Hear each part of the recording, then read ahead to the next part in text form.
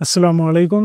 আমি Fahad bin Halim, in-charge stroke rehabilitation unit INDR এর পক্ষ থেকে। ডায়াবেটিক্স রোগীদের স্ট্রোকের ঝুঁকি কতটুকু? চলুন আজকে এটা নিয়ে কথা বলি। বিভিন্ন গবেষণা অনুযায়ী ডায়াবেটিক্স রোগীদের স্ট্রোক হওয়ার ঝুঁকি ৩ থেকে ৪ গুণ পর্যন্ত বৃদ্ধি পায় এবং যদি রোগীর উচ্চ রক্তচাপ বা রক্তে কোলেস্টেরল এর পরিমাণ অনেক বেশি থাকে, তো এই ক্ষেত্রে ঝুঁকির পরিমাণ আরও বাড়ে। এবং স্ট্রোক হওয়ার ক্ষেত্রে বয়সজনিত যে ব্যাপার, অর্থাৎ অনেক কম বয়সেও রোগী স্ট্রোকে আক্রান্ত হওয়ার ঝুঁকি বেশি থাকে। ডায়াবেটিক্স মস্তিষ্কের রক্তনালীতে কিছু ক্ষতি করে, যেমন অ্যাথেরোস্ক্লেরোসিস বা রক্তনালীকে সংকুচিত করে ফেলে।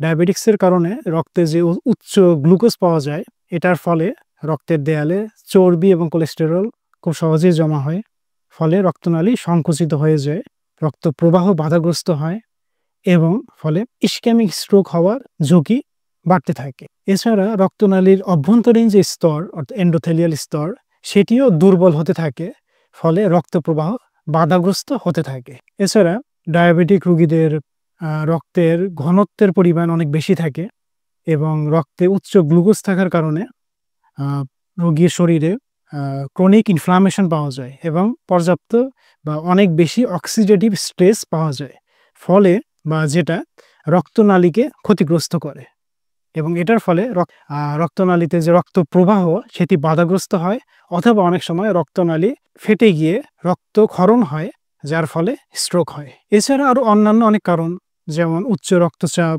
অবেসিটি বা স্থূলতা, কোলেস্টেরলের পরিমাণ অনেক বেশি, বা যদি অন্যান্য যেমন অতিরিক্ত ধূমপান করা, এগুলো স্ট্রোকের ঝুঁকি অনেকটাই বাড়িয়ে দেয়। ডায়াবেটিক্স রোগীদের স্ট্রোকের ঝুঁকি কমাতে হলে রক্তে সুগারের পরিমাণ বা গ্লুকোজের পরিমাণ ঠিক রাখা, উচ্চ রক্তচাপ থাকলে সেটিকে নিয়ন্ত্রণের ভেতরে আনা, স্থূলতা পরিহার করা বা স্থূলতা নিয়ন্ত্রণ করা। ডায়াবেটিক্স রোগীরা যদি ডায়াবেটিসকে নিয়ন্ত্রণে রাখতে পারে, তবে এই স্ট্রোকের ঝুঁকি অনেকটাই কমানো সম্ভব।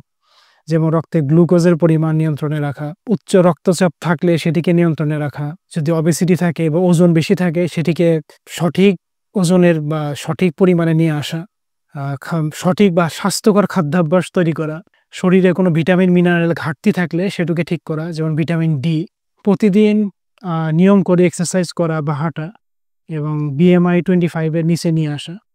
এগুলো যদি করা যায়, তো ডায়াবেটিক্স রোগীরা স্ট্রোকের ঝুঁকি থেকে অনেকটাই মুক্ত হতে পারে।